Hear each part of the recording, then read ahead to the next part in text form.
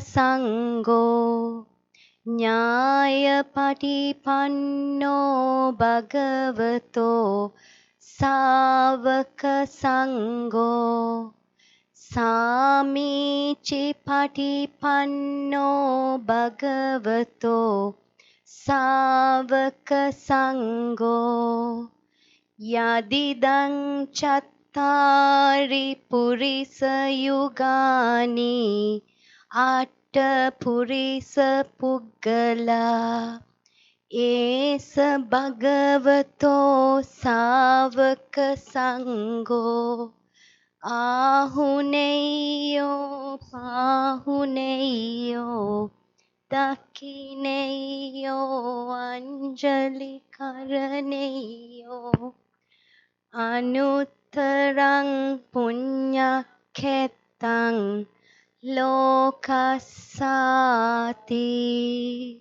Sadhu Sadhu Sadhu.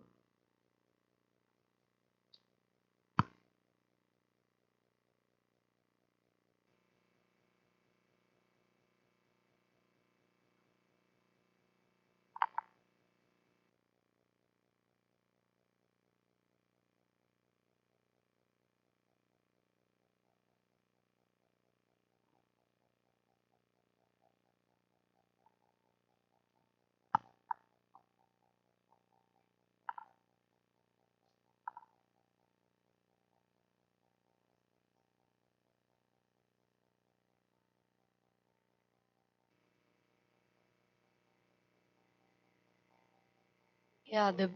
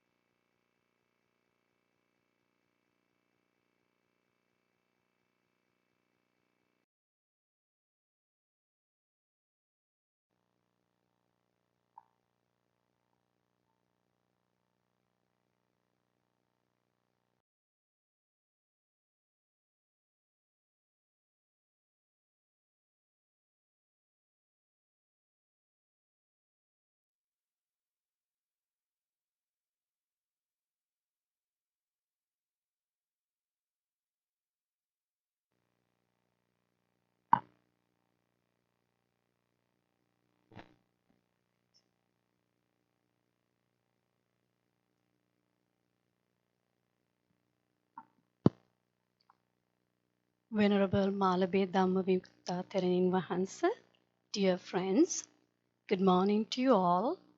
First of all, may Triple Gem bless you all. I would like to actually do a little, not introduction, actually, what's we going to do in the first session from the beginning from 9 o'clock to 11 o'clock. It's a Dhamma discussion. Then after that, 11 to 11:30 is a small tea break. So you all can have snacks and everything, or tea or juice. Now on, please be focused. This is a very good opportunity for all of you to learn, to know about the Buddhism.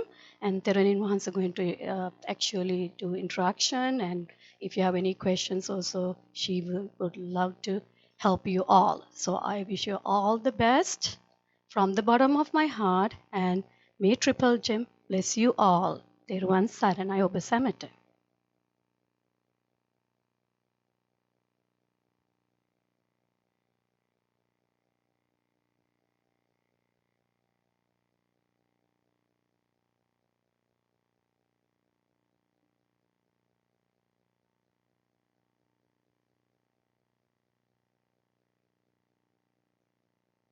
Namo tassa bhagavato arahato samma sambuddhassa. Namo tassa bhagavato arahato samma sambuddhassa. Namo tassa bhagavato arahato samma sambuddhassa. Sadhu, sadhu, sadhu.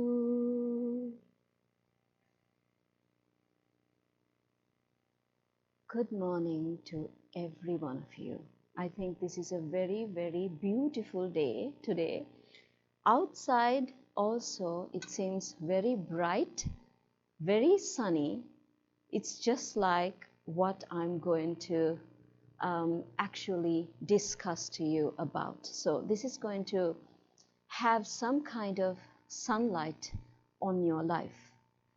So let's see what this is about. It's called insight, and along the day we will gradually know what this word really means. Sometimes what we think and what we really mean are two different things. So I want you to have a very open mind and listen to me. And if you have any questions, we will discuss it later on during the day. Okay? Open mind, and let's listen to what this Dhamma talk is about. To begin this, we will go firstly to our life.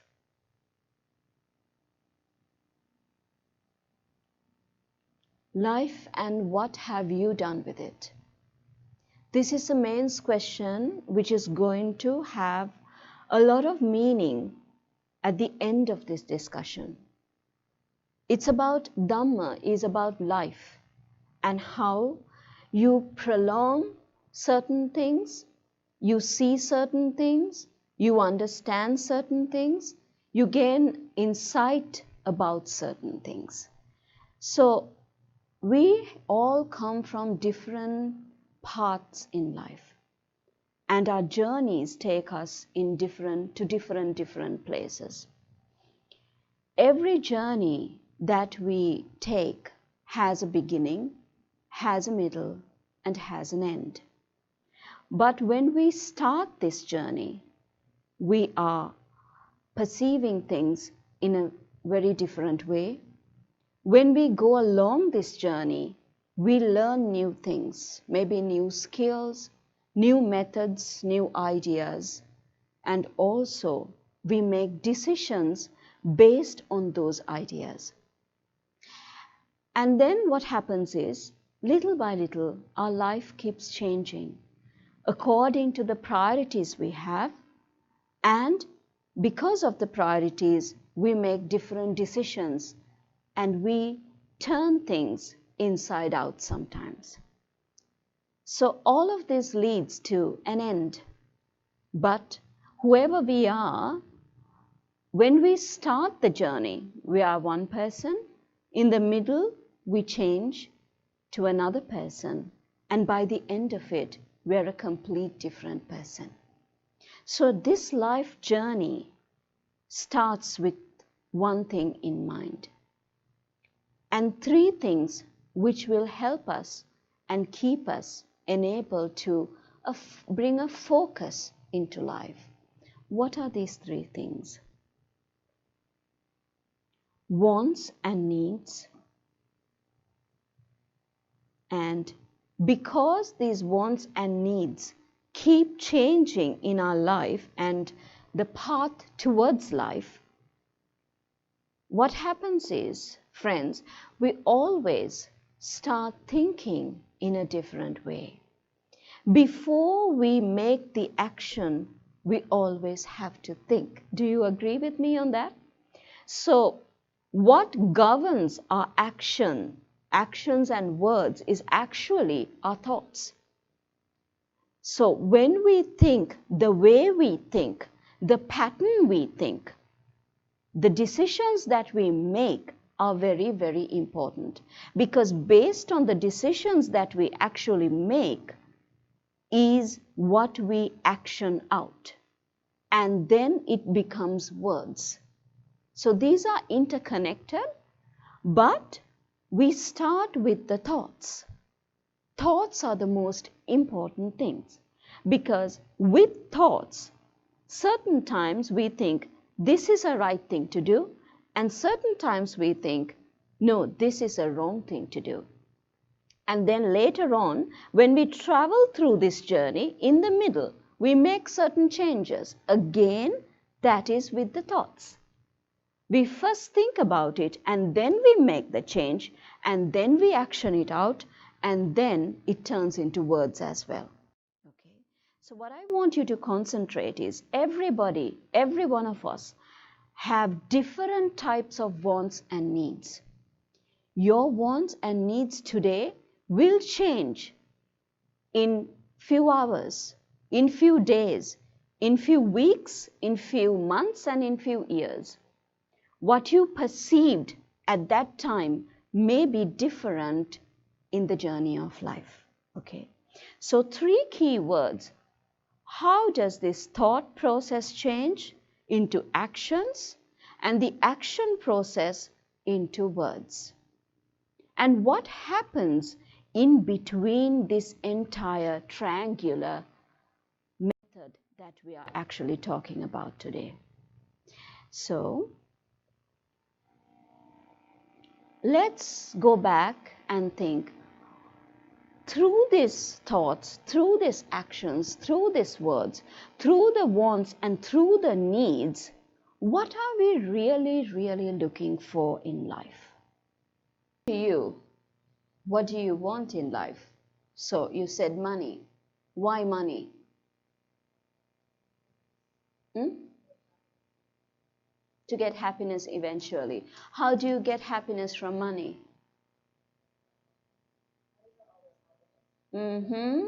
Why? Why is it that money is not always happiness? It's temporary. So, you want money to get happiness, but happiness does not last with money. Okay, that's good. Your answer, again, can you repeat it? We want happiness we want money to gain happiness, but with money, happiness is very temporary. So, okay. Is the happiness temporary or is the money temporary? Money temporary, so that leads to happiness from money being temporary. Do we agree with this? Do we all agree with this thought? We want happiness in our lives. No, we want money in our lives. We want money in our lives to gain happiness. But when we gain happiness through this money, it doesn't last for a long time, does it? It ends very fast. It can't be relied upon. Do we see that as a problem? Is it a problem? Or is it not a problem? It's a problem. It's definitely a problem. Why is it a problem? Why? Yes. Because you need more and more to gain happiness, because it's temporary, and then after you finish that happiness, you need something else to gain happiness, and something else. When will this end? Exactly. The problem is, friends, we are looking at something, we want something, we want to gain something. The underlying meaning with this, why do we want money in the first place, is because end of the day, through all of the things that we do, we end up in only 2 words, that is happiness and calmness. We are actually searching for this, and we think that by gaining money or getting money or doing certain things, we will be able to get this in the end. So we start collecting, we start grabbing, we start grasping everything to enable us to gain this happiness and calmness, but this keeps deteriorating. And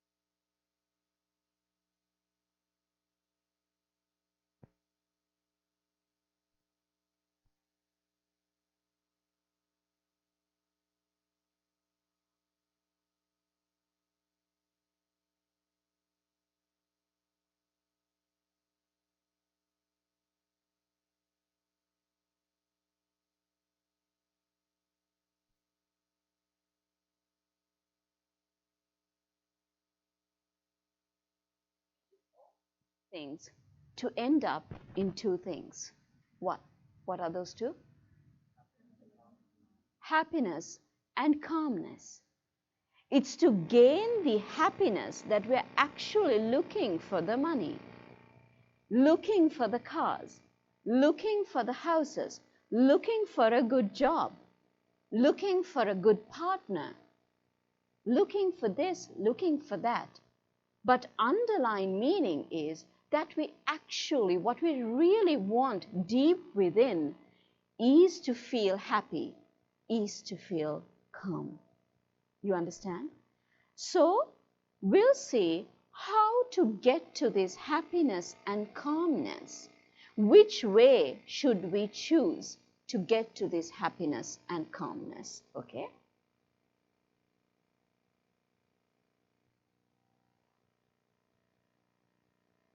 Okay?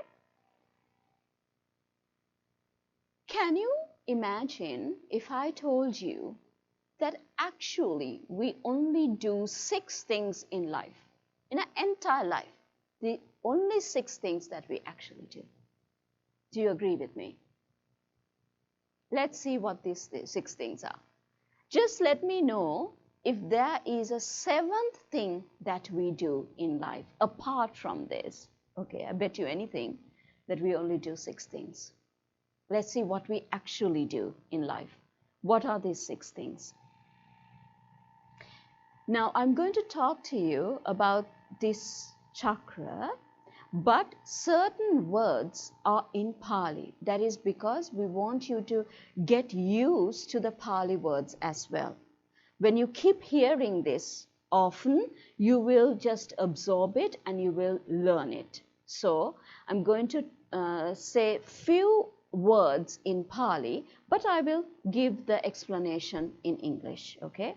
So we have something called chakku, which is to do with eyes and eyesight, and the consciousness of sight is generated.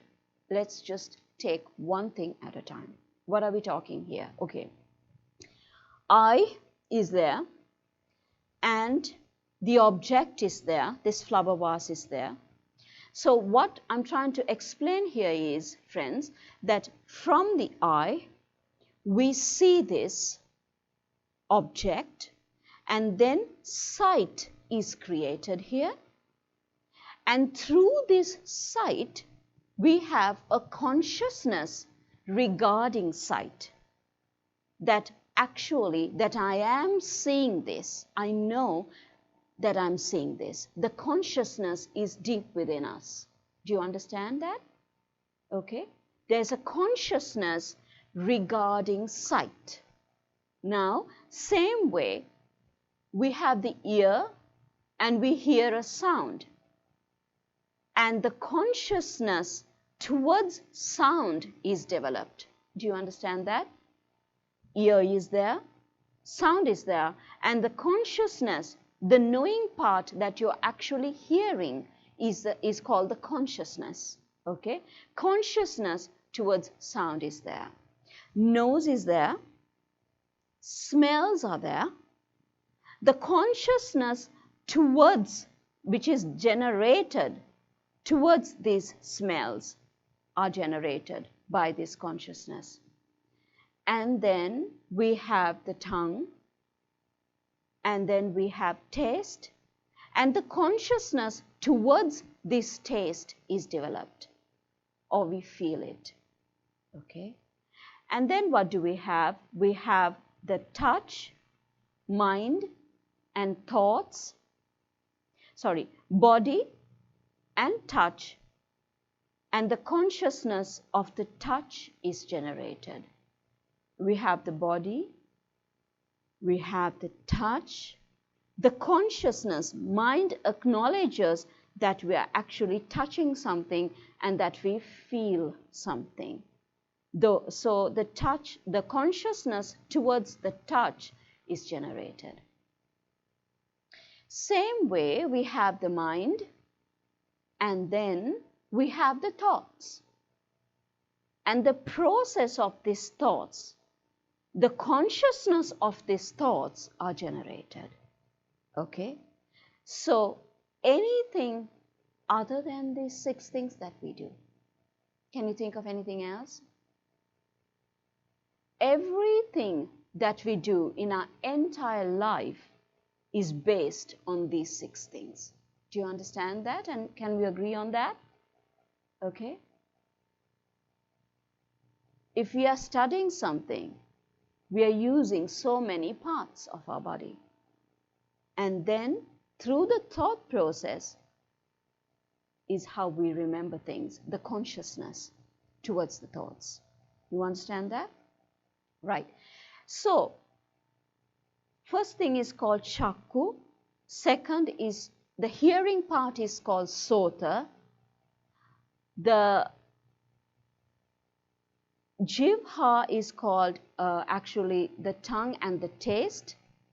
And then the nose and the smell is called gana. And then we have the touch and the feel of it is called kaya. And then mana is called with the mind and the thoughts and the consciousness of thoughts. Can we remember this? How it is? It's the eyes, it's the sound, it's a sight, the sound, the smell, and the taste, and the feel, the touch, and also the thoughts. These are the 6 things that governs the entire process of how we actually do things in life. Now, if somebody has only these 6 things and we go along with life, there's actually no problem. Okay? There's no problem. We see things, we have a consciousness, and we go on doing things. That's it. That's all there is. We hear things according to the sounds, we start doing certain things, and that's all there is. Smell is there, and we start doing certain things according to the smell, and that's the only thing that there is. We taste certain things, we just eat something, and that's all there is to it. We don't go looking for different types of tastes. Okay? We don't go looking for different beautiful pictures. We don't go looking for different beautiful musics. We don't go looking for different smells. We don't go looking for different tastes. We don't feel lonely, basically, and create different things in our mind. And we don't want a touch to feel all the time, to feel close and to feel protected all the time. We just only use these 6 things. If we are only using these 6 things, there's no problem. But the problem starts, dear friends, with this. The problem starts with these 3 laminations. Now we have the 6 senses. Towards these 6 senses, we put an extra lamination. We laminate it in 3 different ways. How do we laminate these 6 senses? We laminate it through raga, through the lustful desires that we want to see, we want to hear, we want to smell, we want to taste, we want to feel and touch, and the entire thought process in the mind. We have a lustful desire towards this. That is called, what's the word? Raga. What's the word? Raga. It's called raga. Okay? The lustful desire that we have towards these 6 senses are going to end up in a problem one day. That is what causes us to keep looking for more beautiful things, for more beautiful things, and for more beautiful things, and then what more? And for more beautiful things. This is the problem. Lustful desires. Do we all agree on that? So when we have these lustful desires, and we are fine as long as we get them. We have them, we can get them, it's abundantly there, money is there, and we always get it no problem. But life is not like that. This darkness falls. Then what happens? Slowly, little by little, this keeps changing. When this keeps changing, our money is spent out, our wants and needs starts changing, our lustful desires towards something keeps changing. So when we can't have what we really desire, then what happens? Now this is lustful desires. Because of the desires, we keep wanting and wanting things. It's all good as long as we get it. But when this keeps changing, then what happens? We can't actually have the lustful desires all the time. Then what happens is, this is what happens in our mind. Dvesha, hateful thoughts. Then we start to get agitated. Then we start to envy. Then we start the jealousy. Then we start the hating part. Then we start the hateful process of thoughts. That is purely because we crave for something, we want something, we desire something. When we desire something, as long as we get it, we are all fine. But this keeps changing all the time. Because of this change, then what happens is slowly, little by little, the anger feeling starts coming up, the agitated feeling, the not right feeling. All of these emotions keep starting, and it ends up in just one line, that is hateful thoughts. The more we desire for something and the more we can't really get it, then what happens? We start to get agitated by it and the hateful thoughts come up. Why do both of these things start happening? Because of one lamination which is embedded through this. This is the part we cannot see, dear friends. The very most difficult part to identify is this. It's called moha, delusion. Why delusion? Because in our mind, we have this delusion that as long as we have the money, we can always have our lustful desires. As long as we have the beautiful surroundings around us, we are all fine. As long as we have that, as long as we have this, as long as this is there, as long as that is there. That's our thought process. That is because of the delusion that we have. That happiness, it's an external factor. We always think that the happiness is an external factor. And when these external factors keeps changing, we are burning up inside to get these, fulfill these external factors. We are thinking that because of these external factors changing, if we somehow work harder, do 2 jobs or 3 jobs, okay, collect more money, we will be able to fulfill our desires, our lustful desires. Then everything is going to be fine. It will be for a very short time, okay. It's not that it's not going to be. It is going to be okay. But the problem is, it's not going to last for a very long time.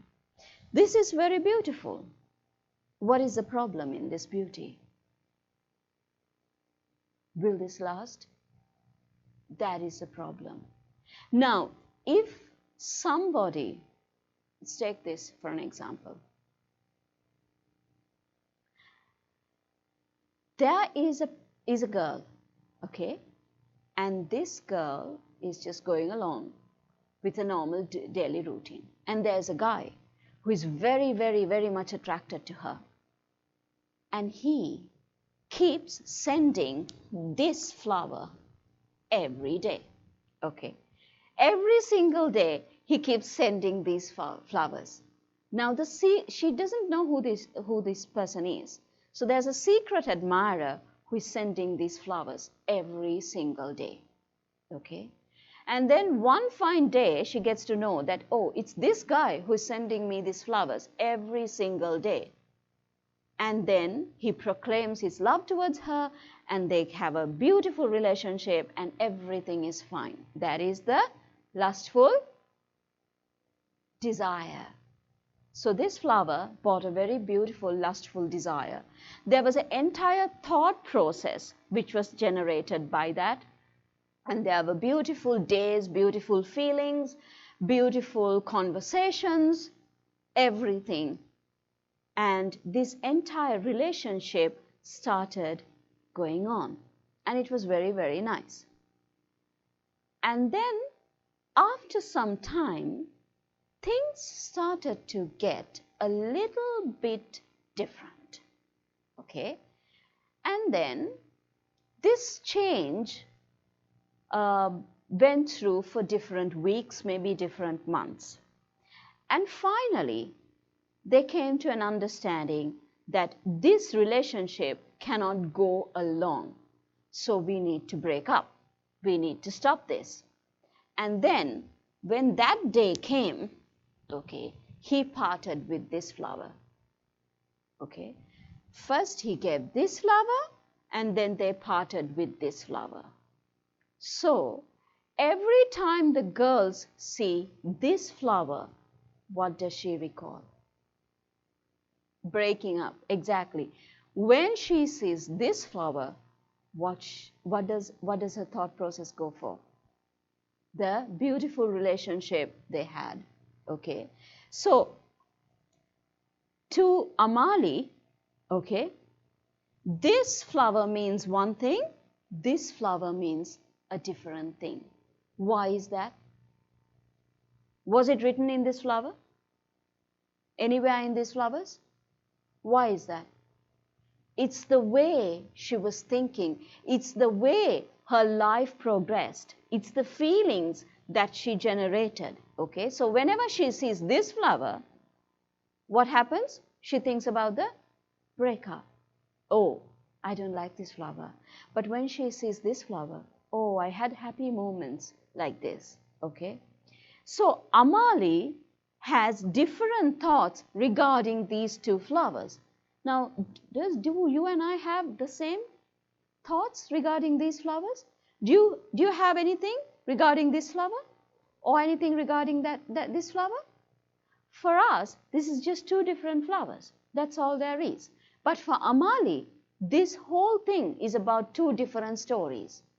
So, my friends, it's about different things and how we perceive these different things in our lives with the attachments that we have towards these different things. But we always think it's an external factor that brings us happiness. But the problem is, it's something which is created in our mind that is always having the problem. If it was an external factor, when we see this, we also have to have the same feeling that Amali had. But is it the same? No, it's not the same. Do you understand? Do you get my point? Do you understand this? Okay, right. So, delusions are something like that. Delusions are always making us think of something which is not there already to begin with. Okay, it's a mask. It masks. What does it mask? It masks the lustful desires and the hateful thoughts. It masks this, the whole concept. This is what delusions are about. Okay, let's go on.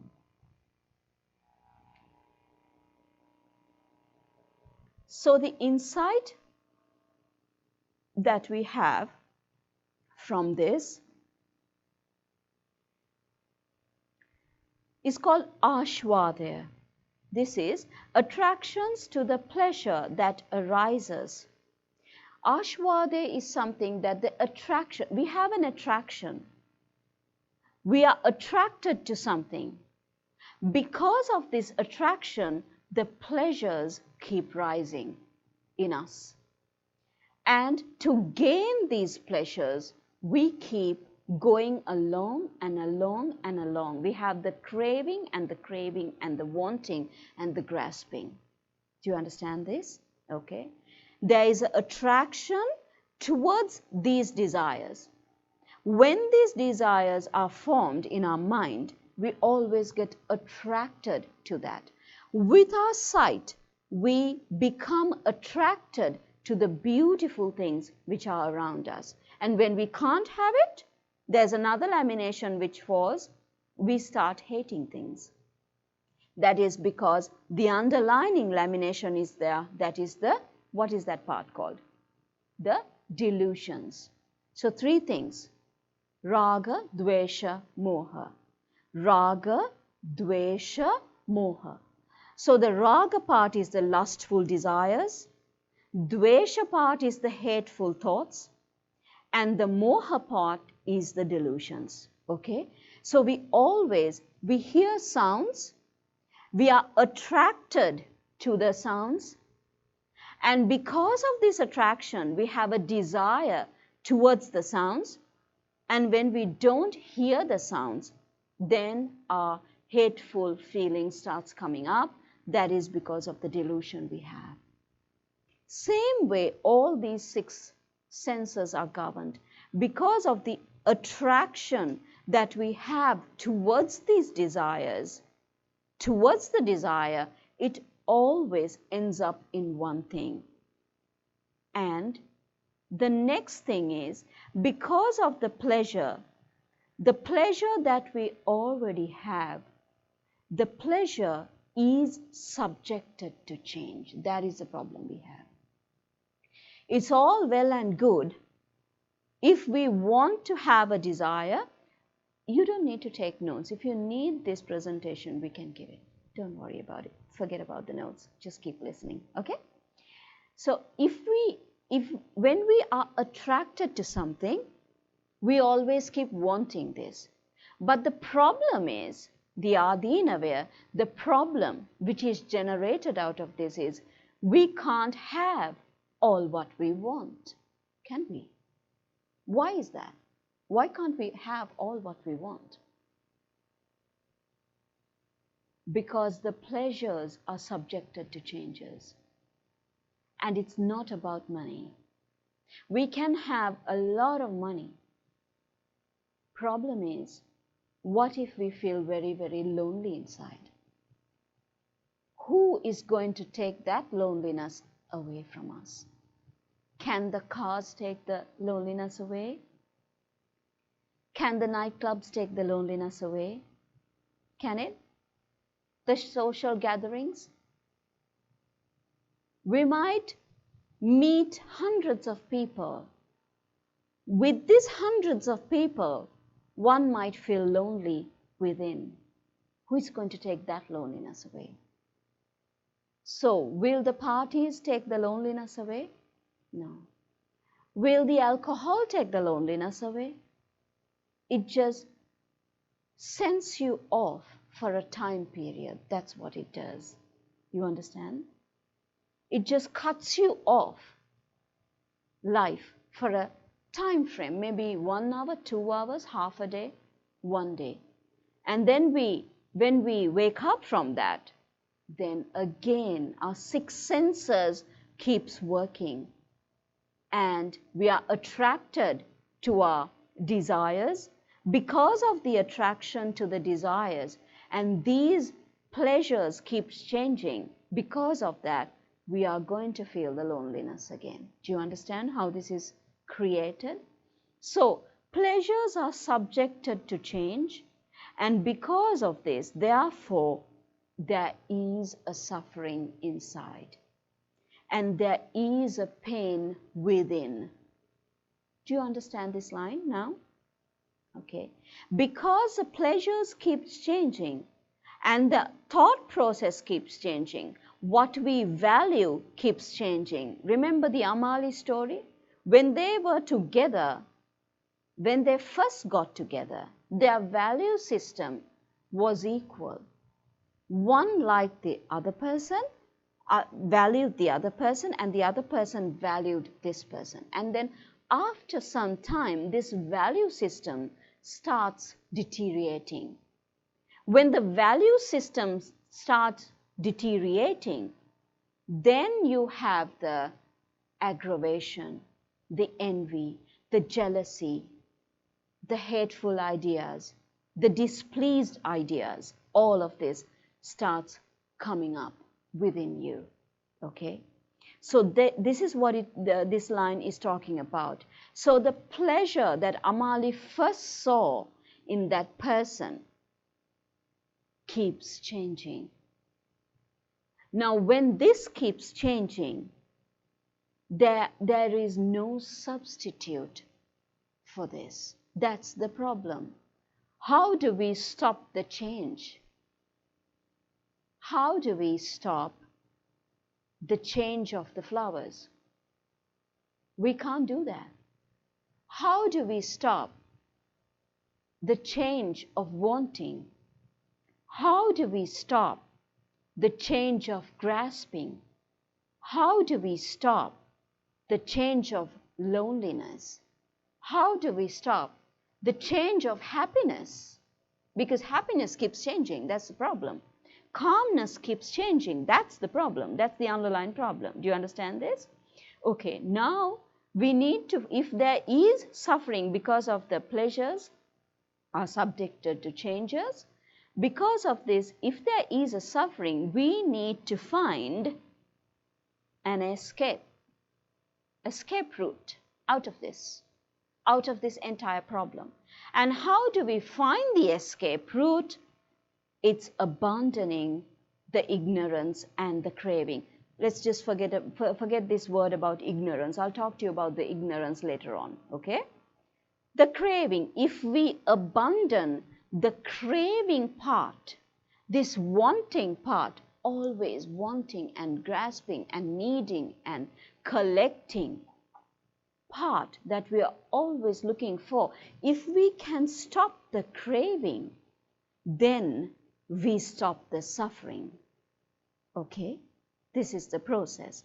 So, attractions to the pleasures that arises are the lustful feelings that we have.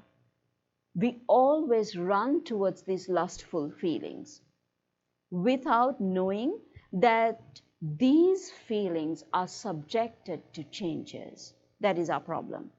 Because these feelings are subjected to changes, it gives us suffering all the time, ends up in a suffering all the time. Now, to end this suffering, we need an escape route. The escape is stopping the craving part, but we don't know how to stop it. But can we acknowledge that we need to stop the craving part in order to stop the suffering part? Can we agree on that? Do you agree on that? If we stop the craving, then we stop the suffering. Okay? Right, we understand that. Okay. No, this is not the slide.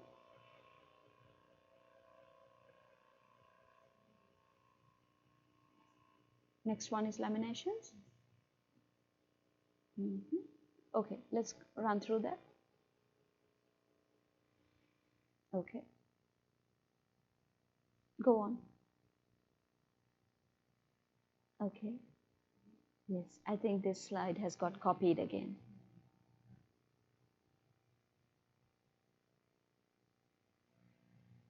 Okay. There was a prince long time ago in a very distant land, and this prince was extremely handsome, loved by everyone mostly, and his subjects adored him. He had a family who adored him, and he had 3 palaces which are much more beautiful than the Canada Hilton. Okay. And he had a son who is so cute, and he had a wife who loved him dearly, and he had parents. Basically, he had everything. And also, he was very, very wise, very knowledgeable, very in tune with everything which was going around him. And also, on top of that, he was extremely skillful regarding medicine, regarding law, regarding ruling the country, regarding sword fighting, all of this, maybe fencing, all of these things. He was actually someone who is out of this world. And this prince had one problem. He had a beautiful country, he had a beautiful land, he had 3 beautiful palaces, his subjects was fine, and his ruling capacity was also great. His family adored him. He had a very loving wife, a very cute son, and he was next in line to be king, obviously. So he had basically materialistically everything, but he had one problem, that is, why is this suffering within myself? Within myself there is a suffering. Deep down I feel lonely at times. Why do I feel lonely at times? What is this suffering, the sense of suffering, what is it? I can't have this calmness throughout every day. It keeps changing. I can't, no matter how much of money I have, no matter what the castles are, the palaces are, the wives are, everything is there. But this happiness that I'm truly looking for, this keeps changing. And why does this keep changing? He had this problem. This prince had this problem. The prince who had everything else had a problem within himself.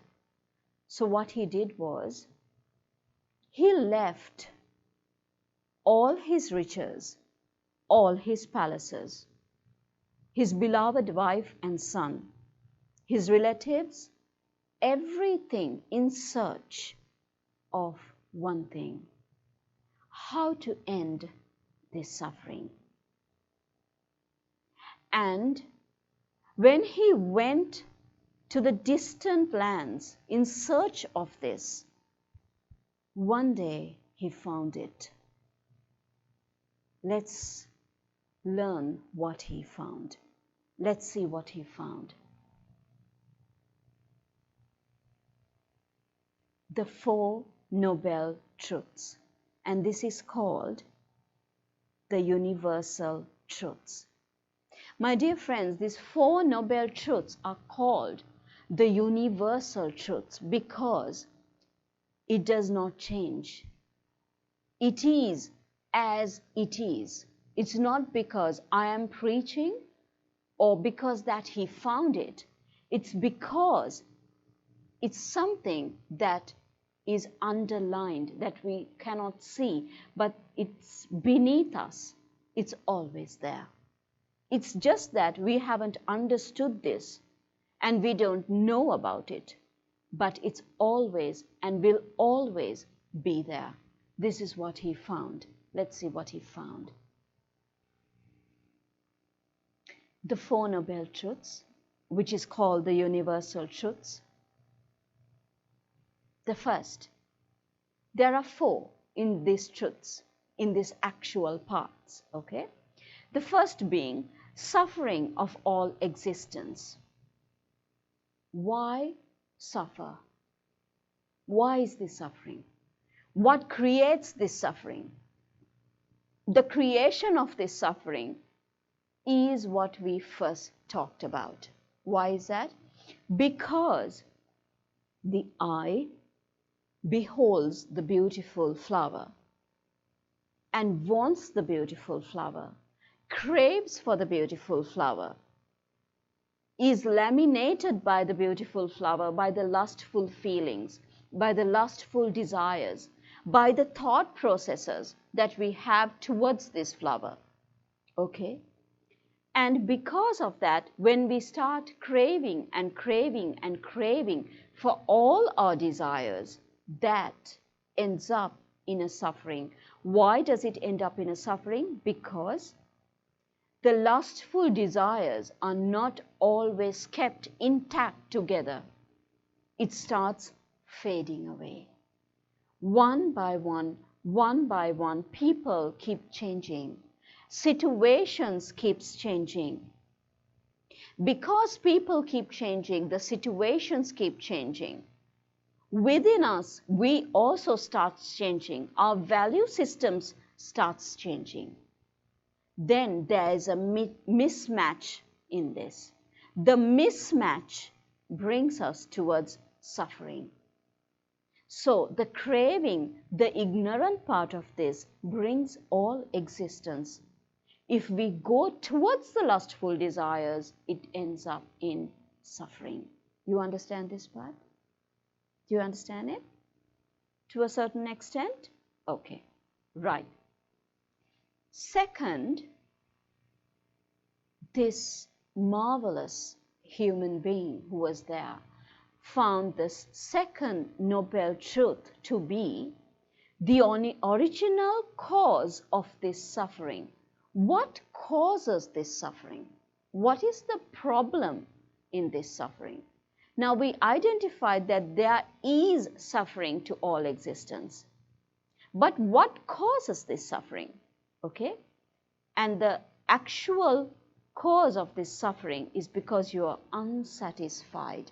The mismatch that we have, the desire that we always have. And the third truth is about the cessation of the suffering, the ceasing of the suffering, the cessation of the suffering. How do we seize this? What seizes this? The suffering is there. The cause of the suffering is identified. Now we need to identify how to seize this suffering, how to end this suffering.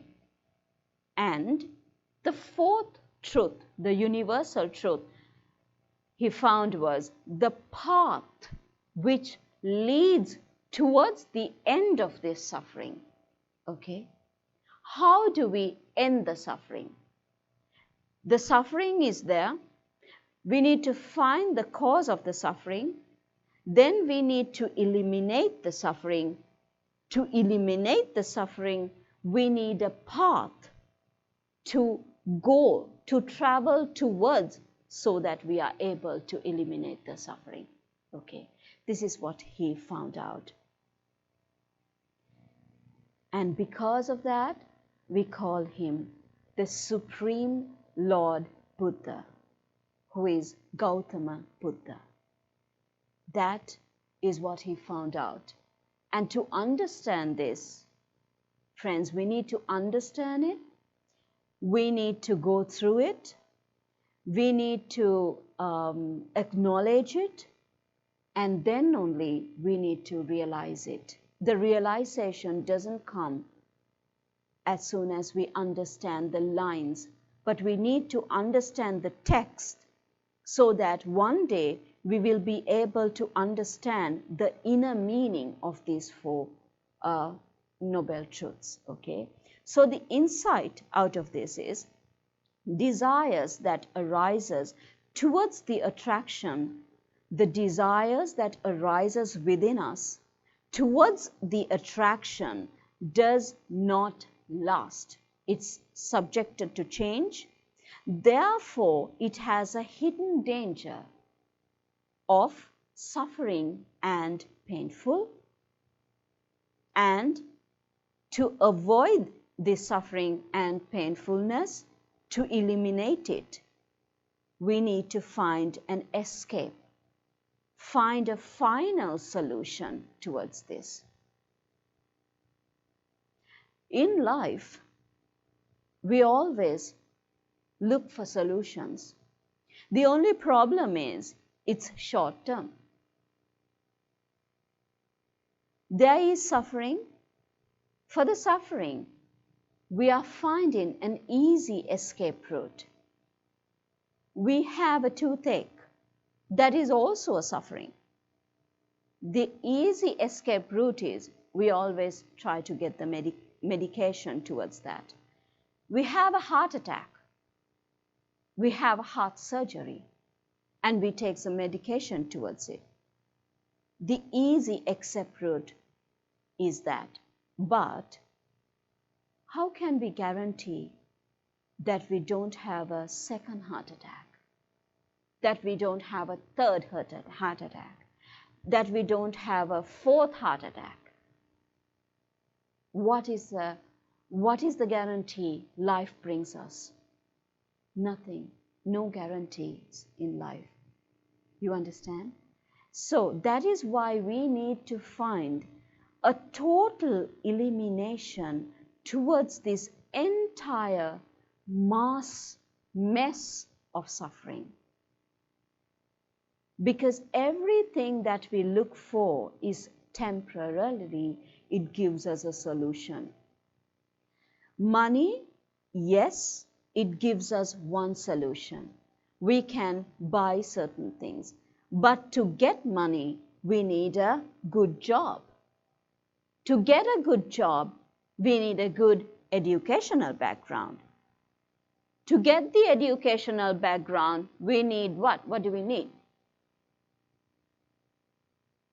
What do we need? Again, money. So does money solve the problem? No. Now, let's think the other way around, okay? Now, we do have money. We do get the education. We do get the jobs. Do we stop from there? We have a beautiful house. We have nice things to wear. We have good food to eat. No problem with that. But will we end up only in that, or are we looking for something better? When we have one good job, what do we go for? The next designation. Okay? Why? Why do we want the next designation? Why? One is ego, very good. Definitely ego plays a big part in this. What's the next thing? Greed. Why? To have more beautiful things, to enjoy more parties, to enjoy more high brands, to enjoy more nightclubs, maybe, I don't know. But you know. Okay, maybe to live in a better neighborhood, maybe to have a bigger house, maybe to have a latest model in the cars. So we keep going towards this, and what does it end up? Wanting more and more and more and more. Okay, so we will see the escape route, the finding the final solution towards this.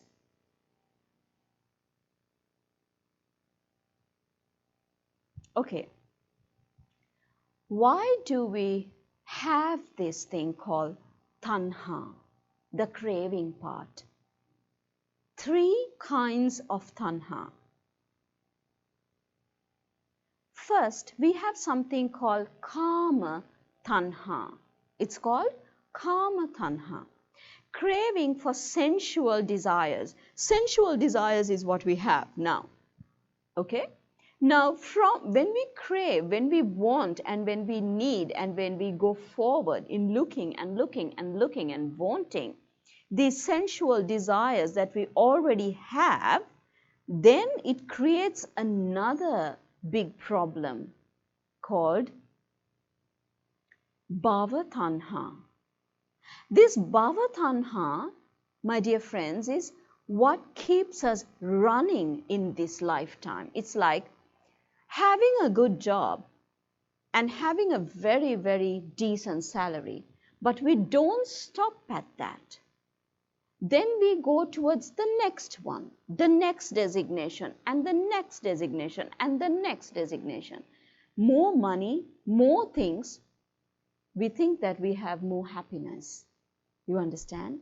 So, through this kama tanha, we create bhava tanha, which is in this few years I want to achieve this, in these few years I want to achieve this. We plan our entire lifetime, but our entire lifetime is planned with something called tanha, craving.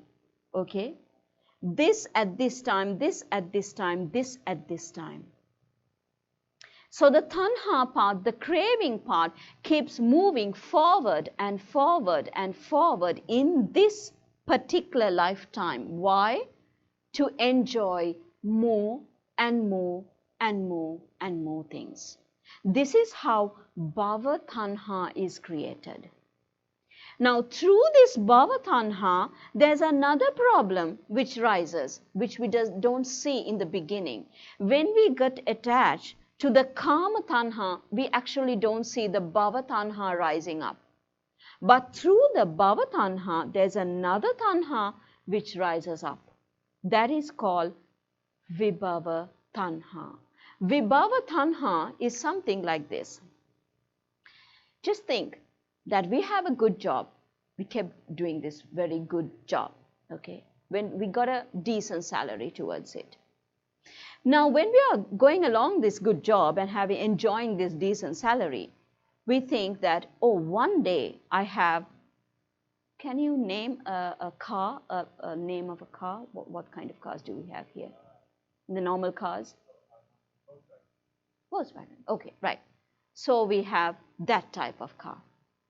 And then we think, now this is not really, good enough for me. I want to upgrade myself and go to a Benz maybe or a BMW. Is that popular here? Oh, it's popular here as well. Okay. Right. So Benz, as I know, is popular around the world, isn't it? And the BMWs. Okay. So we want to, from one standard to the next standard. Now we actually get the Benz.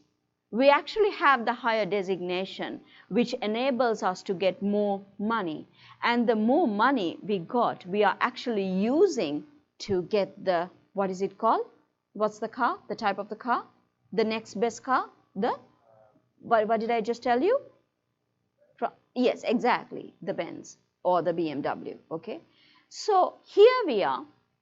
We signed all the contracts. We got the car. We're driving and we get a heart attack. Then what happens?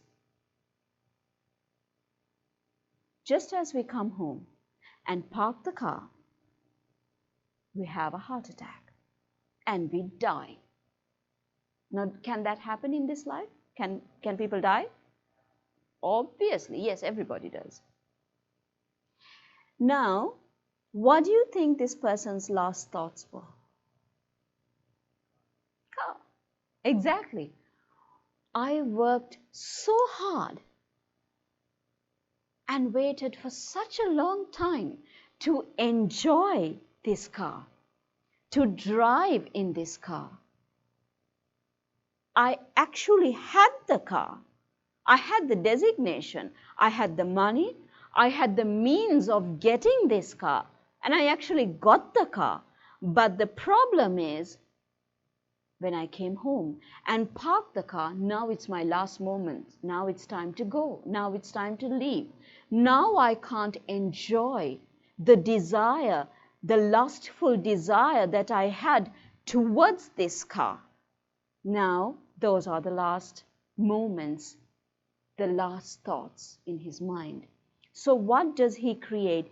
He wants another lifetime to enjoy the car.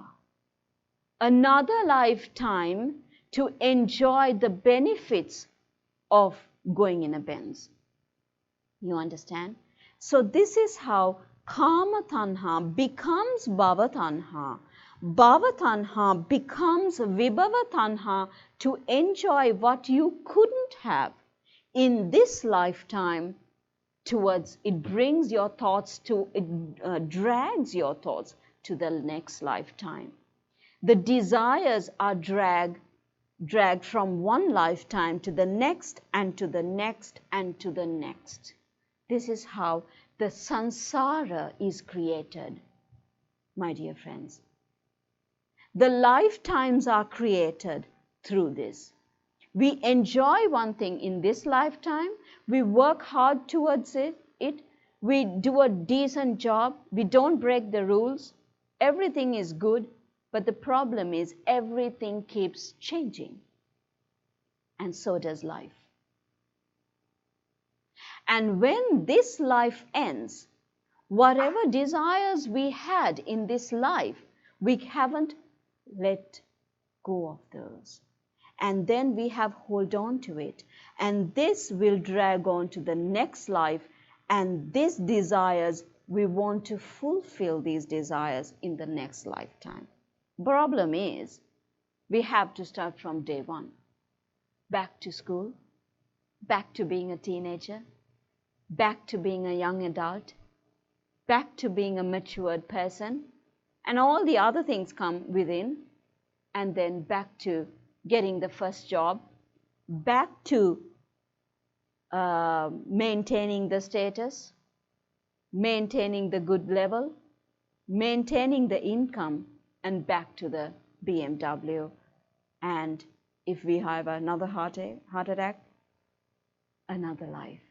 You understand?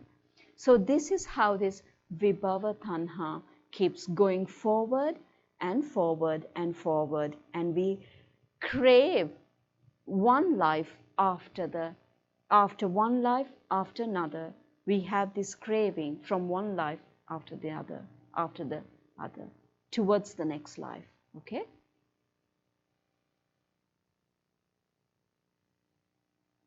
And this brings us towards three kinds of suffering. Because of this tanha, we have these three kinds of suffering. Because of the three kinds of suffering, actually we have the tanha. Dukkha dukkha, this is called not having what some person desires. We think that when we have the money, we can get happiness. But the problem is, even with the money, we feel lonely, we feel sad, we get injured, we have different types of problems. Even it eliminates certain type of problems, but different types of problems are generated.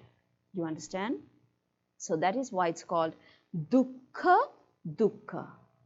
One suffering is the worldly suffering. Not having the job is one suffering. But when you do have the job, also there is a different type of a suffering. What is that? With a good job, you need to work more, you need to be alert more, your freedom is less, you're on call.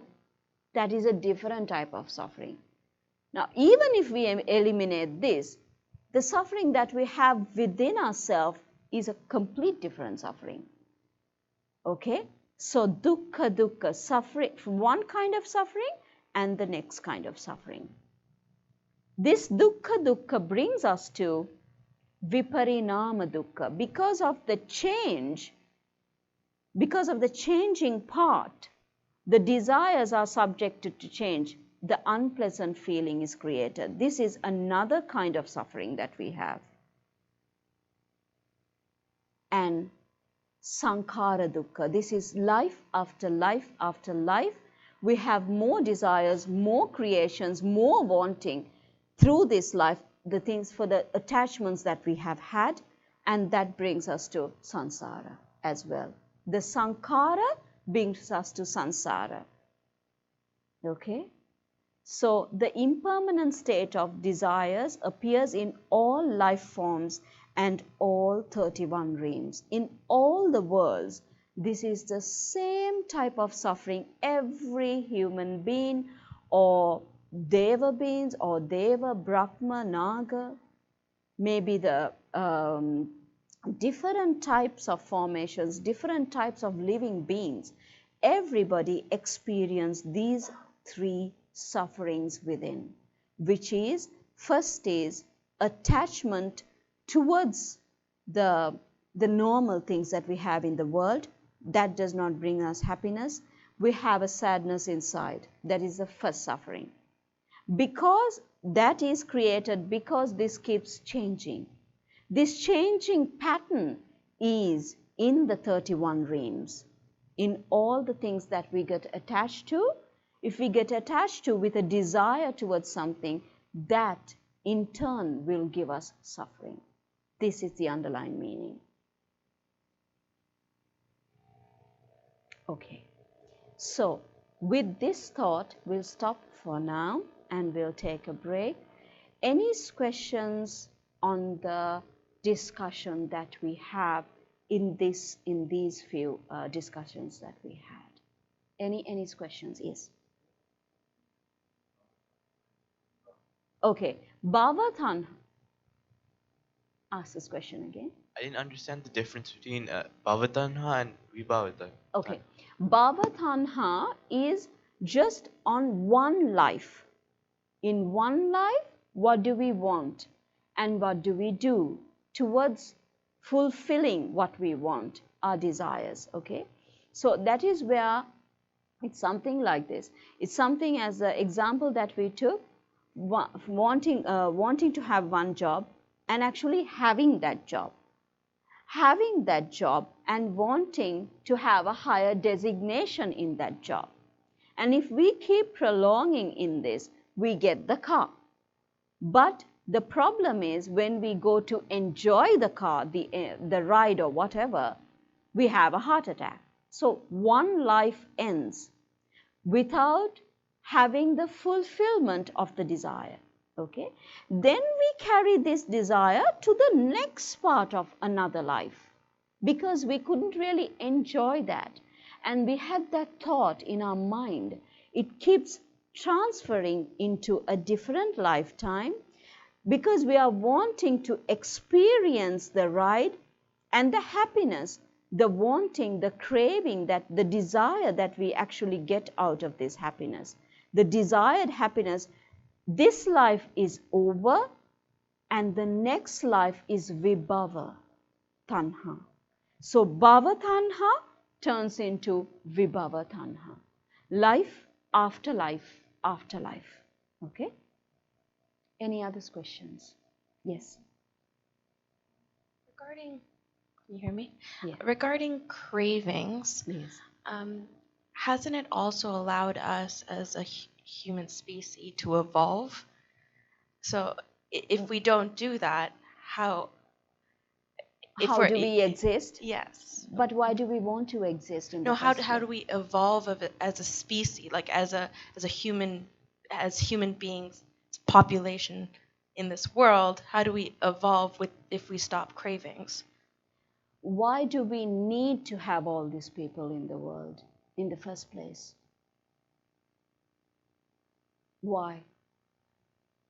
It's not the rise of populations, but I'm saying if we go back, thousands of years, and if we go back to like our primal instincts and just surviving without much cravings, then we have also benefited from the cravings as well. How do we benefit from the cravings? To do what?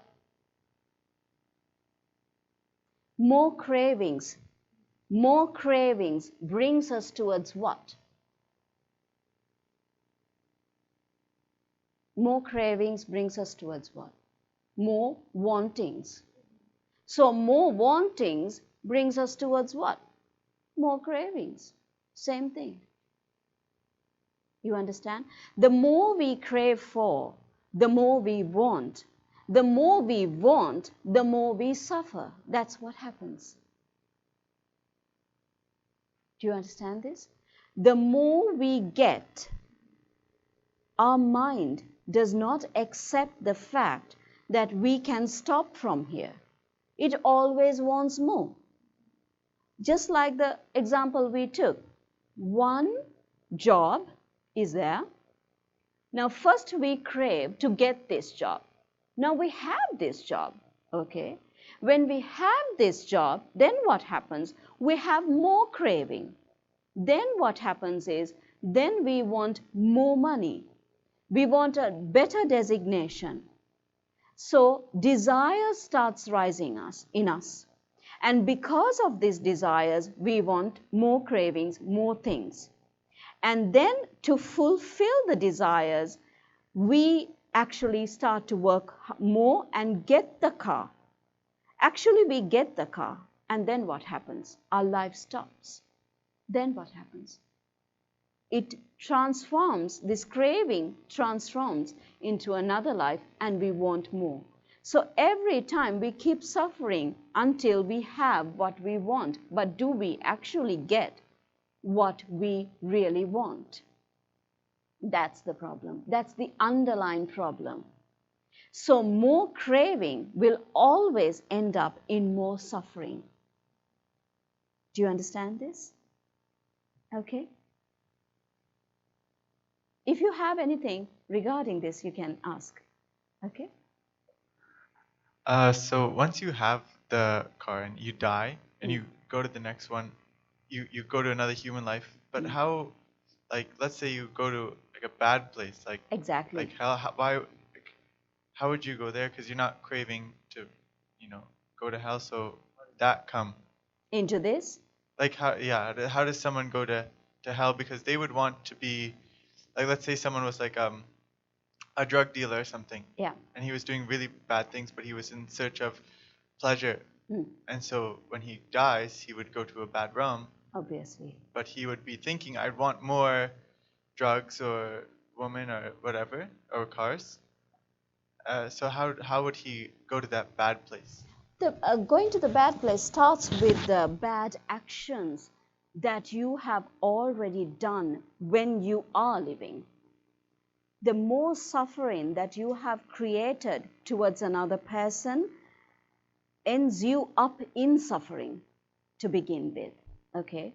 So if a drug dealer is there and this drug dealer creates actually a lot of suffering to a lot of people, it's just that it's masked through a different level. Because it's masked through a different level, a lot of people don't see it, but they get addicted to it. And they go on and on and on with it until they don't realize what has happened to them. So this one person has created a lot of suffering to a lot of people. And this bad karma ends him up in a bad state. Now, same way you can ask me, you might have a question like this. What if someone just craves for a car? And can that person end up in a bad state? Okay, yes, sometimes yes. Because we want and we crave for it so much that that craving itself is a lustful desire. In the last moments, if that person had a thought of, I was not able to enjoy this, and had a very hateful feeling of dying, that itself can be a pathway leading to a bad state because of the craving, because of the wanting. Then you have the jealousy of another person enjoying what I earned for, and I'm not able to end up in that. That's the craving that we have from life after life after life. This is the danger in craving. When we always crave, we always end up in a suffering. That is the underlying suffering that we don't see from the top. We think that this craving is good because it enables us, to do a higher job, to go towards our aims, to be more competitive, to get what we want in life. But end of the day, what happens is it has empowered us to have, to want, to need, to crave, to grasp, to have envy towards other people, to have jealousy towards other people. This is what it has actually done towards us. Okay? So this is the problem with craving. And this is a problem of being in a bad state. And even if we go to a good state, like a human being or a deva being, then what happens is, even there, the merits that we have collected keeps, going away very fast. It's just like if you're in Sri Lanka, you have 1 million rupees, okay? You have 1 million Sri Lankan rupees in your bank account. Now, if you come to Canada, would you have 1 million converted in Canadian dollars? This Sri Lankan rupees exchanged here, what's the rate? 124, 125. Let's take an easy conversion. Let's take 1 rupee is equal, 100 rupees is equal to $1. So 1 million becomes 100,000. 100,000, okay? So 1 million becomes 100,000. This is, yes. Sorry, 10,000. 10,000. So this is the exchange rate. Now this exchange rate is the same thing that we have when we transform ourselves from human levels to deva levels. The exchange rates of merits is different there, because it has so much of things, so much of pleasure, so much of that, so much of this. The exchange rate of merits, it's different. You keep spending very easily over there. So once you're done with your bank account of merits in a Deva Loka, what happens next? You fall down in the next life. Okay? It's something like that. Say you come to Canada with whatever money you have and you exchange to Canadian dollars. If you start spending this out, obviously, your bank account is going to get low. And then what happens? Then you fall down. It's something like that. So the craving part ends up in a suffering, which ends up in a huge circle of suffering, really. Okay? Would you know how many of what percentage of humans actually go to hell? No, I have absolutely no idea.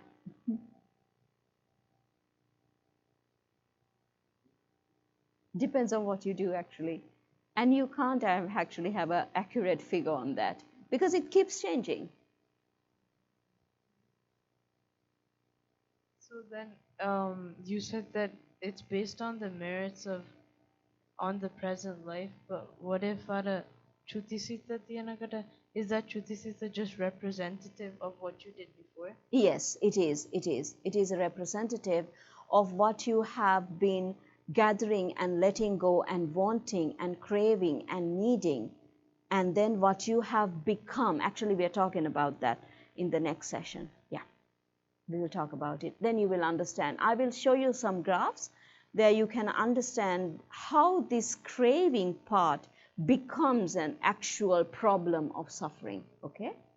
Right, so I will leave you for about 30-minute break, yes, and 30 to 40 minutes break, and then we will meet here at about 11:20. Yeah, 11:20.